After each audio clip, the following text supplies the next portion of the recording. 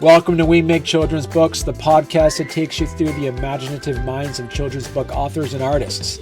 I'm your host, Barney Smith of StoryComic.com, and in today's episode, we are excited to have with us the highly talented children's book author, Rhonda Jenkins. That's me. Rhonda, how you doing? Fantabulous. And you're coming straight from, you're in Central Time, right? Central Time. Correct. Yes, we're in North Alabama Central Time. Okay, fantastic. How is it down there? Is it, you guys You know what?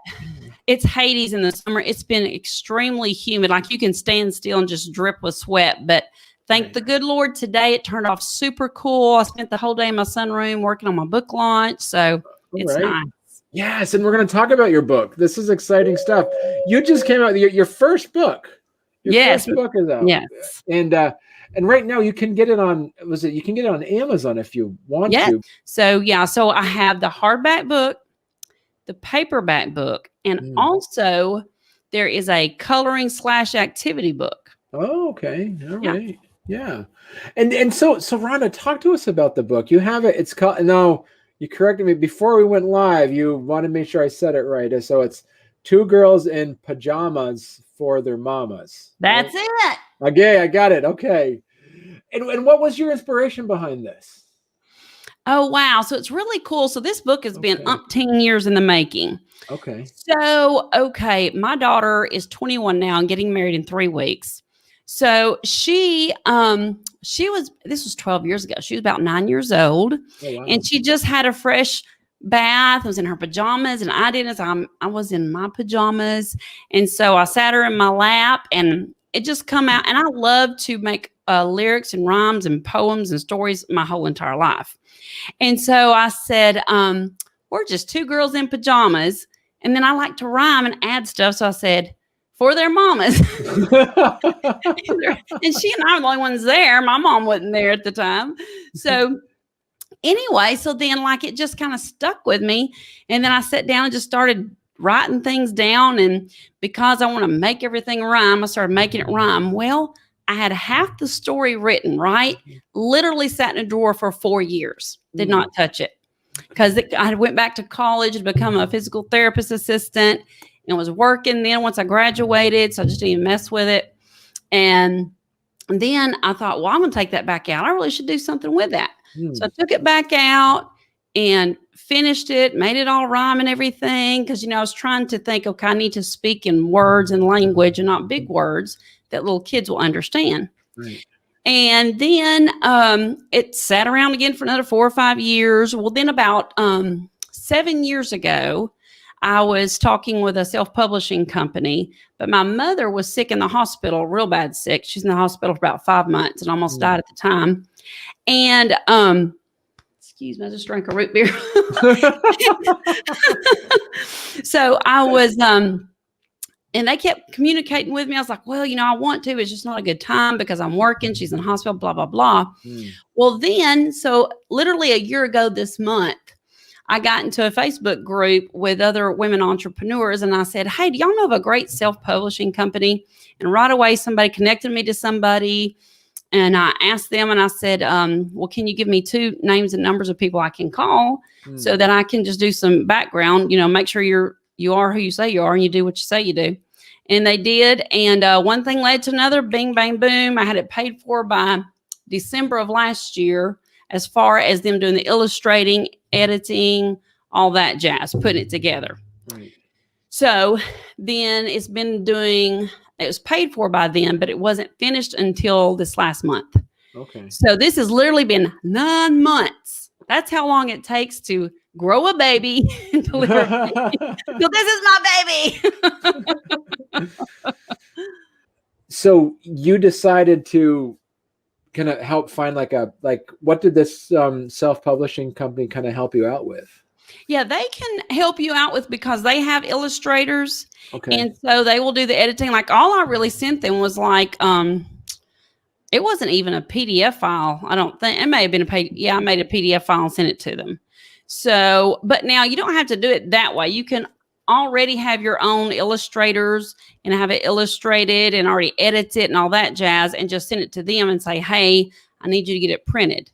So there's different ways of going about it with different self-publishing companies. But the thing with the self-publishing and why I chose it is because it gives you more control. It gives you all the control, actually.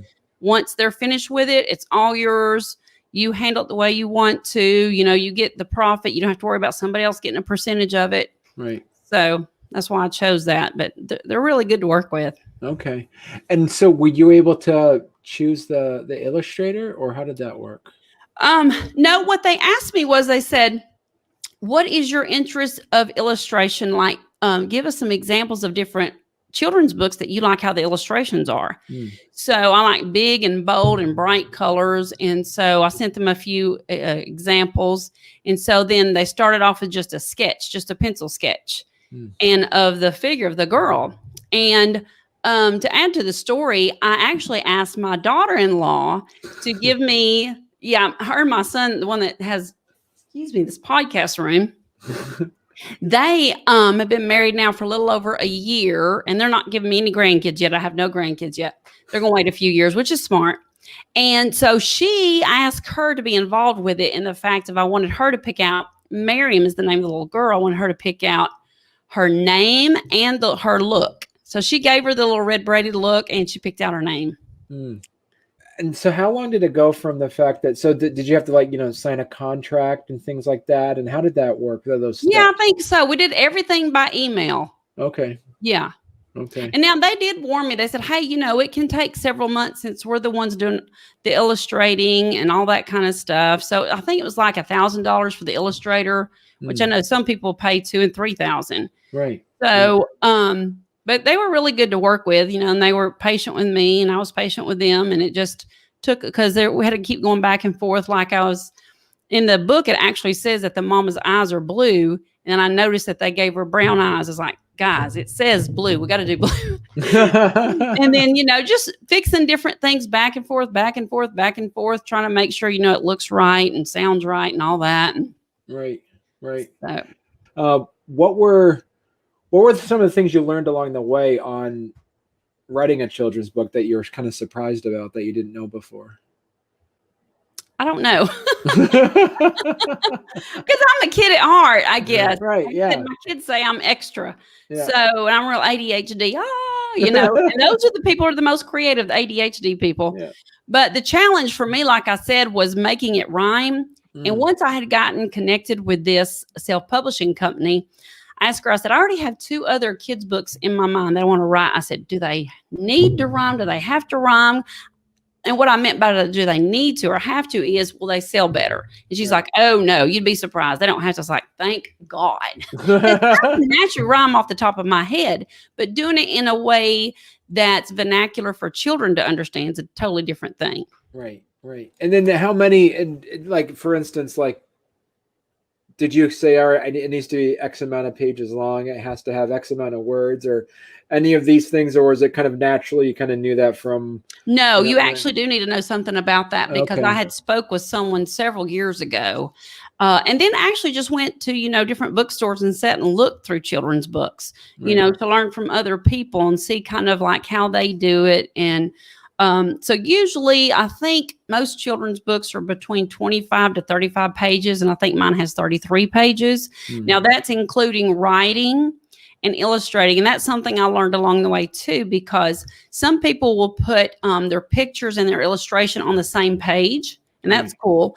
But mine, I just wanted my picture so big and in your face that the words are on one side and the picture's on the other side. And so was that like, that was a deliberate design that you wanted to have that? Yes. So yes. I may do it different next time, but for this first one, I really didn't want to do it that way. Okay. So what's the kind of like the lesson? Because they always talk about children's books got to have some sort of lesson to it. What's that lesson that you want the children to take home for 2 girls in pajamas for their mamas?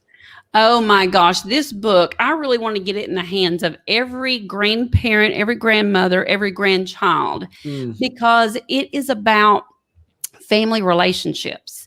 And, us going through this horrible pandemic and some of it still lingering on for the last year and a half, a lot of grandparents and grandchildren didn't get together. They may have got to FaceTime or whatever. And there's some grandparents that are really close, have a close bond with their grandkids. Right. So this is about something like that, and where a sad situation comes about, and the little girl, Mariam, she just gets a great idea of how we can make this better. Right. And so she gets an idea and tells it to her mom, and she's like, yeah, I think we can do that.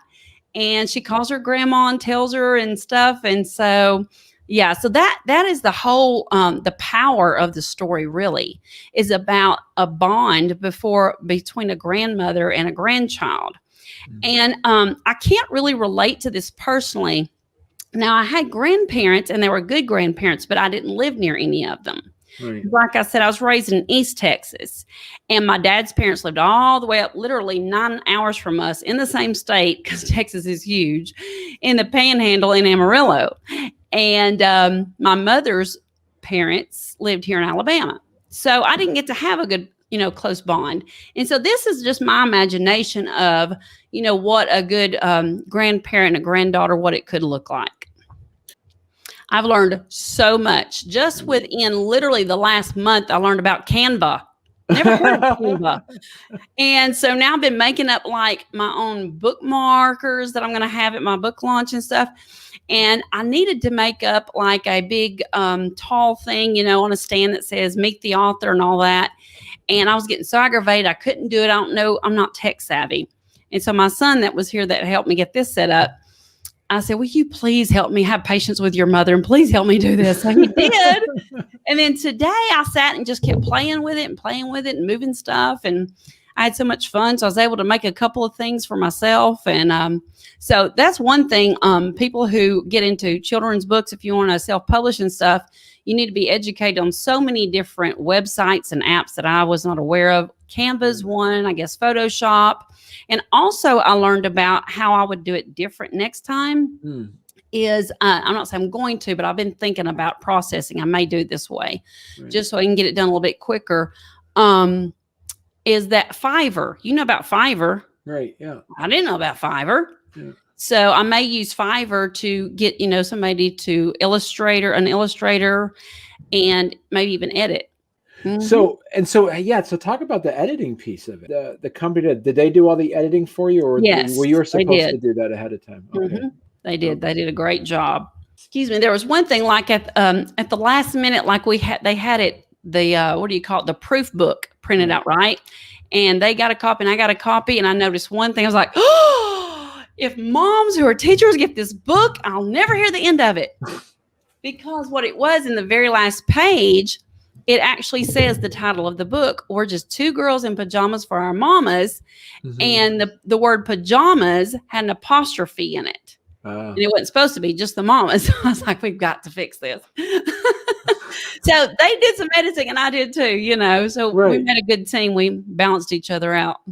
And so how much did you kind of, as you said, like, how much were they involved in you in the sense of like the font or the placement of words or any of that stuff? Yeah, they let me be very hands-on, and they would send me just like a little blurb or something, say, what do you think about this? Do you like this? And I would tell them, no, that I really don't care for that. And also they ask about, doing some of the words in color, because some of them are in color, like different colors in the sentence. And that was they communicated very well with me as far as asking me, do you like this style? Do you want it bigger? Do you want it smaller? Even to the point asking me, did I want the words on the same page and whatnot? Right. Okay. Wow.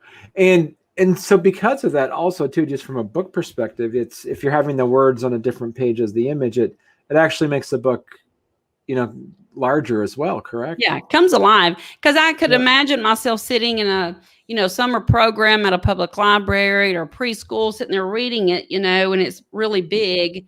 And so they can see it, sitting a bit of a ways off. Right.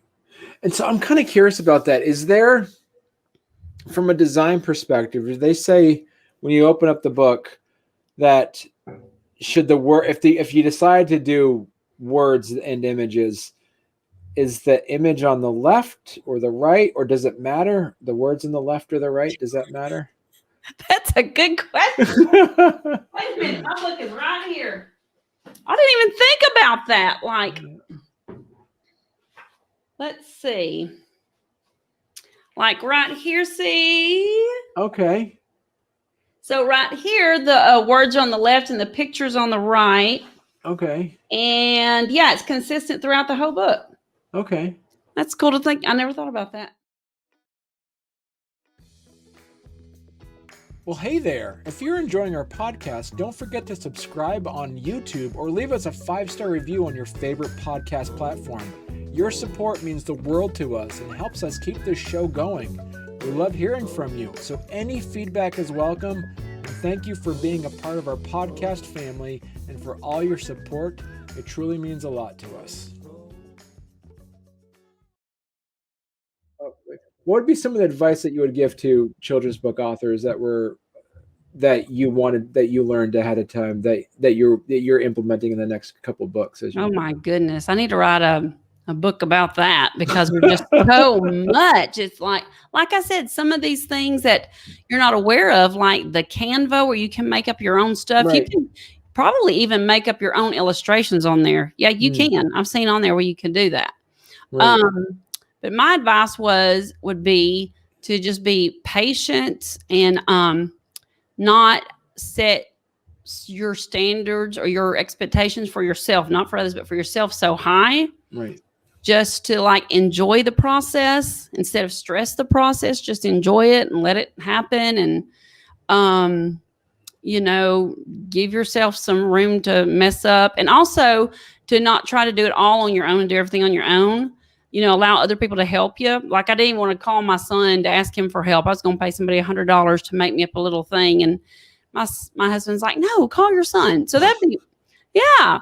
It's like, you don't want to bother other people with your stuff, but that'd be part of my advice. Allow other people to help you, and you may even have to ask for the help. If they don't offer, you may have to ask for it. And it's okay to do that, to lean on other people when you need it. Right. And so, with the idea that you talked about with two girls in pajamas for their mamas, I got to say, right? Yeah. So what were some of the things that they brought? You mentioned the eye color piece, kind of being, you kind of like facilitating, kind of being in charge of this team to make sure this happens. What were some of the things they brought to you for ideas? And you're like, not even close. Like what were some of the things? Oh, my stars. I know too, right off the bat. Bless his heart. I don't know who the illustrator was. I really do not know, because I think they kept saying he. So I'll say he. But like whenever he was doing, see that chair she's sitting in that clip you got right there? Right. Originally he had the chair looking like a dadgum lawn chair. I'm like, seriously? Because she's like in a retirement home. You're not going to sit in a lawn chair, not in your bedroom, maybe outside. And so that was one thing. And another thing was when the illustrator made the whatever it was supposed to be a walker. You know what a walker is that old people walk with? And I'm like, look, I'm a physical therapist for a living. Tell him he better go do some research, Google it. This is not a walker. You got to do better than this. And then there's little things, because my mother said I was an analytical nut. So I overanalyze some things and look at things. So like, for instance, there was one picture where they're in the car and I'm like, they don't have seatbelts on. People are going to think this is a microaggression. We better get seatbelts on. So, because every little aspect, matters. And you want to teach kids that too. Hey, that might be a subliminal thing. Hey, they're wearing their seatbelts. I'll wear mine too. It's a good thing to teach kids. Right. So there's a lot of different things, that would come about and like, let's change this. Let's fix this. Like, for instance, the little girl's hair wasn't red enough for me at first. It was more of a brown, dark auburn. I was like, no, I want it fire red. And I sent him a picture of another little character I had seen. And I was like, let's make it this red. Right. So, so it's a very tedious process. It takes a long time to get the way you want it. Now, are you looking for your other books to have the same illustrator, or are you looking for something different? No, like I said, because I use their editing and their illustration, and I don't have any complaints about that, but I want to use my own. I probably will go through Fiverr, or actually, I'm actually in a bunch of Facebook groups now too, that I just became aware of in the last couple of months, of other authors and children's book authors. And there's several illustrators in those, and they'll put up their work sometimes, and I'll screenshot them and say, hey, to myself, I'll say, hey, make a mental note of this, save this picture, this screenshot in a file somewhere, because I may want to use them in the future. Okay. And as you kind of talked about it before, like that relationship piece, what would you say also is that you want there to be and you talked about like the relationship is important and stuff.